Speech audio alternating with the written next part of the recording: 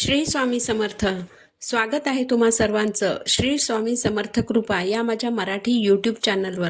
स्वामी महाराज तुमच्या सर्व चांगल्या इच्छा पूर्ण करोत हीच स्वामींच्या चरणी प्रार्थना करते आणि आज या नवीन व्हिडिओला सुरुवात करते. यंदा 30 मार्च 2025 चैत्र शुक्ल प्रतिपदा या तिथीला आलेला आहे गुढीपाडव्याचा सण. गुढीपाडवा हा मराठी वर्षातला सर्वात पहिला सण असतो. त्यामुळे एकदा का होळी संपली की लक्ष लागते ते गुढीपाडव्याकडे. वेदांग ज्योतिष या ग्रंथात सांगितलेला गुढीपाडवा हा 3.5 मुहूर्तांपैकी एक पूर्ण मुहूर्त आहे. या दिवशी घरोघरी गुढी उभारली जाते. हिंदू नववर्षाची सुरुवातच मुळी गुढीपाडवा या सणापासूनच होते. हिंदू नवीन वर्षातील पहिला दिवस आणि वर्षातील पहिला सण म्हणजे गुढीपाडवा. गुढीपाडवा हा सण म्हणजे नवीन ऊर्जा आणि आशेची सुरुवात मानला जातो. दारी उभारलेली गुढी हे विजय, समृद्धी आणि मांगल्याचे प्रतीक असते.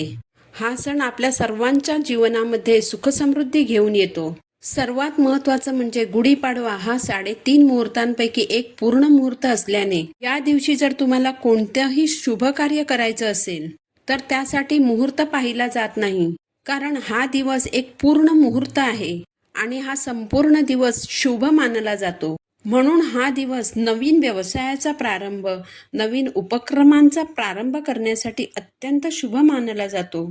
या दिवशी सोनं खरेदी करू शकता, नवीन गाडी खरेदी करू शकता, नवीन घर खरेदी करू शकता. म्हणजेच या दिवशी तुम्ही मोठ्या प्रमाणावर गुंतवणूक करू शकता. गृहबांधणी, गृहप्रवेश, गणेश पूजन ही सर्व शुभ कार्य करताना या दिवशी मुहूर्त पाहण्याची गरज नाही, इतका हा सण शुभ आहे. या दिवशी तुम्ही जी काही खरेदी करता किंवा तुम्ही या दिवशी जर सोनं खरेदी केलं तर त्यामध्ये दिवसेंदिवस वाढच होत जाते.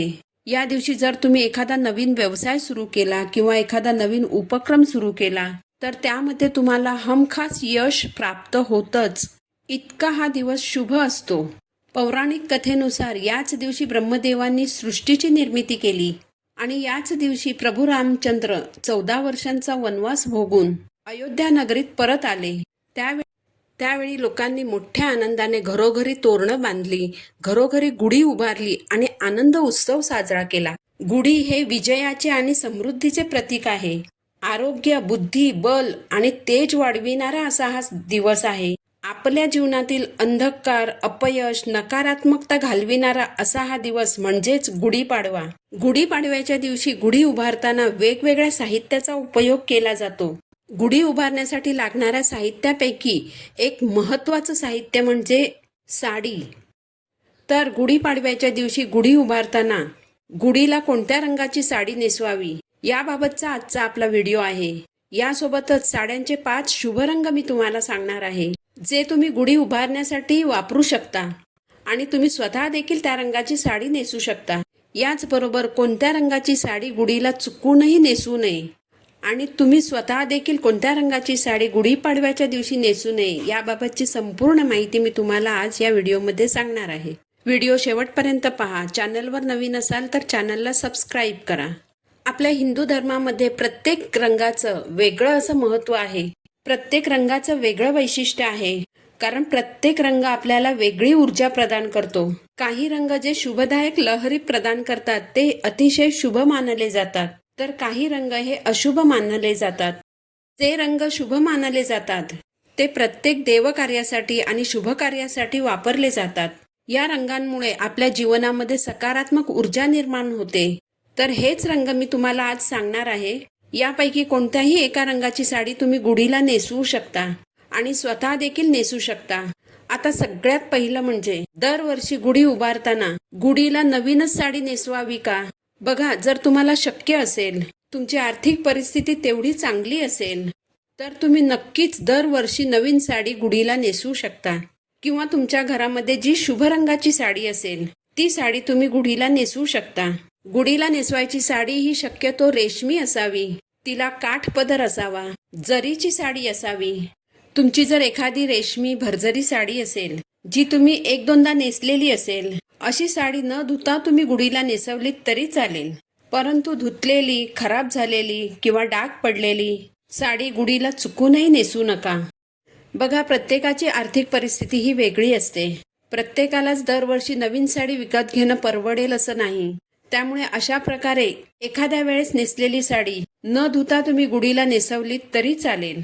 आता गुढीला नेसवण्यासाठी सर्वात पहिली शुभ रंगाची साडी म्हणजे केशरी रंगाची साडी. कारण गुढीला ब्रह्मध्वज असं म्हटलं जातं. गुढी हे ध्वजाचं प्रतीक आहे. त्यामुळे तुमच्याकडे जर केशरी रंगाची काठपदर असलेली साडी तुम्ही गुढीला नेसवू शकता.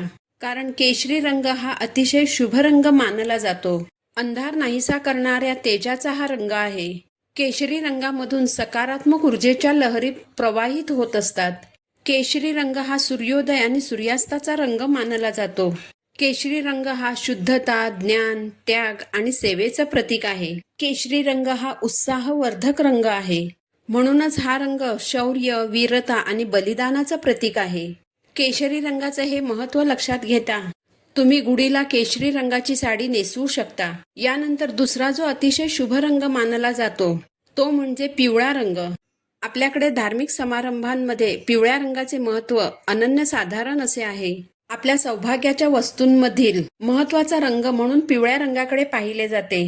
कोणतीही पूजा अर्चा ही पिवळ्या रंगाच्या हळदीशिवाय अपूर्ण मानली जाते. पिवळा रंग हा सूर्यप्रकाशाचा रंग आहे. पिवळा रंग हा बृहस्पतीचा रंग आहे. हा रंग ऊर्जा, आनंद, संपन्नता आणि बुद्धिमत्तेचं प्रतीक आहे. साक्षात भगवान विष्णूंना अतिशय प्रिय असलेला असा हा रंग आहे. त्यामुळे गुढीला तुम्ही पिवळ्या रंगाची साडी नक्कीच नेसवू शकता.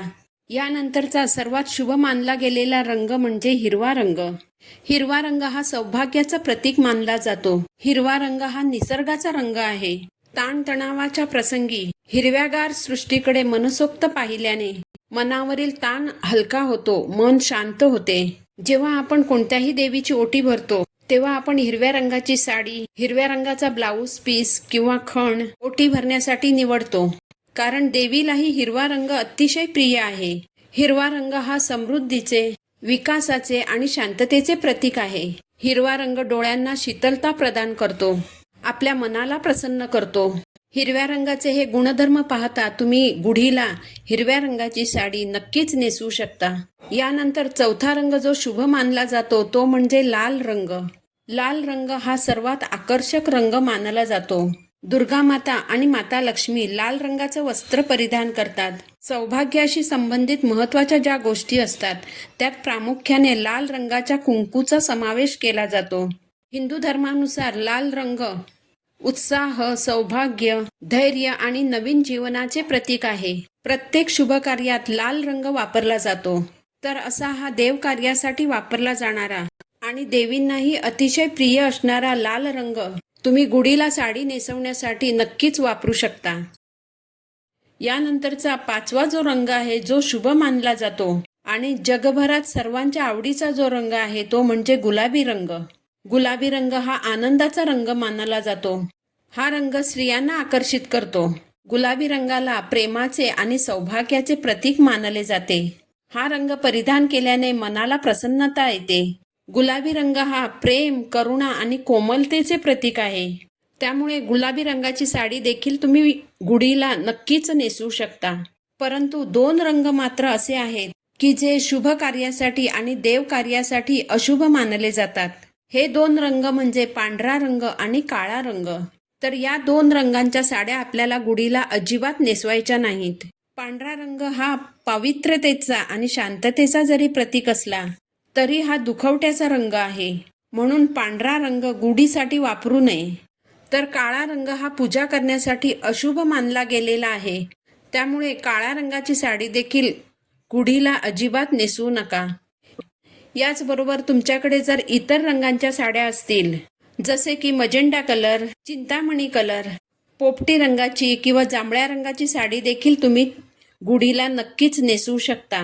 जेव्हा आपण देवकार्यासाठी किंवा शुभ कार्यासाठी किंवा गुढी उभारण्यासाठी अशा शुभ रंगांचा वापर करतो तर हे शुभ रंग आपल्याला नेहमीच शुभफल प्रदान करतात. त्यामुळे गुढी उभारताना गुढीला तुम्ही शुभ रंगाचीच साडी नेसवा. कारण गुढीपाडवा हा नववर्षाचा पहिला दिवस आणि वर्षातील पहिला सण आहे. या दिवसाला विजय दिवस असंही म्हणतात. म्हणूनच हा दिवस आहे नवीन विचार करण्याचा, नवीन संकल्प करण्याचा.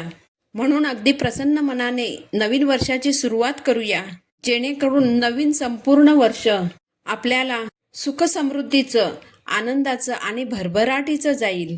ही माहिती जर तुम्हाला उपयुक्त वाटली असेल तर व्हिडिओला लाईक करा, चॅनलला सबस्क्राईब करा.